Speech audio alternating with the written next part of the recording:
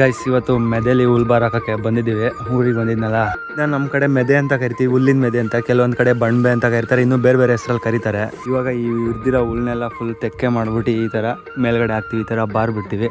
ಇಲ್ಲಿ ಕೆಳಗಡೆ ಮಳೆ ಬಂದಾಗ ಹಿಂಗೆ ಹರ್ಕೊಂಡು ಕೆಳಗಡೆ ಬರಬೇಕು, ಇಲ್ಲಿಗೇನು ಹೊಡಿಬಾರ್ದು. ಸೊ ನೋಡಿ, ಎಂಥ ಕಟಿಂಗ್ ಶಾಪಲ್ಲಿ ಈ ಥರ ಕಟಿಂಗ್ ಮಾಡಿರಲ್ಲ, ಆ ಥರ ಹುಲ್ನೆಲ್ಲ ಇರಿದಿದ್ದೀವಿ. ಇವಾಗ ನಾನು ಬೆಂಗಳೂರಿಂದ ಬಂದಿದ್ನಲ್ಲ, ಇವಾಗ ನಾನು ಕೆಲಸ ಮಾಡಲೇಬೇಕು. ನಾನೇನು ರಾಜು ಅಂತ ಕೂರಿಸೋದಿಲ್ಲ, ಹುಲ್ಲಿಗೆ ಎಳಿಬೇಕು. ಇಷ್ಟರಲ್ಲಿ ಅಂತ ಅಂದರೆ ಹಿಂಗೆ ಮಾಡ್ಕೊಂಡು ನಿಂತಿದ್ರೆ ನಮ್ಮ ಅಪ್ಪ ಇಷ್ಟಲ್ಲೇ ಈ ಮೆದೆಗಳೆಲ್ಲ ನಮ್ಮ ದೊಡ್ಡಪ್ಪ ಚಿಕ್ಕಪ್ಪ ಇದು ನಮ್ಮದು. ಇಲ್ಲಿ ನಮ್ಮ ಅಪ್ಪ ಇವಾಗ ಹುಲ್ಲು ಇರಿತೈತೆ. ನಮ್ಮ ದೊಡ್ಡಪ್ಪವರೆಲ್ಲ ಮಾಡಿದ್ದಾರೆ ನೋಡಿ. ಇದು ಮೇಲ್ಗಡೆ ಬಂದಿದ್ದು ನೀರು ಹಂಗೆ ಹರ್ಕೊಂಡು ಬರುತ್ತೆ, ಯಾವುದೇ ಕಾರಣಕ್ಕೂ ಈ ಥರ ಹೋಗೋದಿಲ್ಲ. ನೀರೇನಿದೆಲ್ಲ ಏನು ಹುಲ್ಲೇನು ಹಾಳಾಗೋದಿಲ್ಲ. ಇದರಲ್ಲಿ ಟೋಟಲಿ 2 ಥರದ ಹುಲ್ಲು ಐತೆ. ಒಂದು ರಾಗಿ ಹುಲ್ಲು ಮತ್ತು ಭತ್ತದ ಹುಲ್ಲು. ಭತ್ತದ ಹುಲ್ಲನ್ನ ಜಾಸ್ತಿ ದನ ಎಲ್ಲ ತಿನ್ನಲ್ಲ, ಅದನ್ನೆಲ್ಲ ಮೇಲ್ಗಡೆ ಬಾರ್ ಹಾಕಿರ್ತೀವಿ. ಮಳೆ ಬಿದ್ದಿದ್ದಂಗೆ ಹರ್ಕೊಂಡು ಕೆಳಗಡೆ ಬರುತ್ತೆ ನೀರು. ಮೆದೆ ಒಳಗಡೆ ನೀರು ಜಾಸ್ತಿ ಹೋಗೋದಿಲ್ಲ.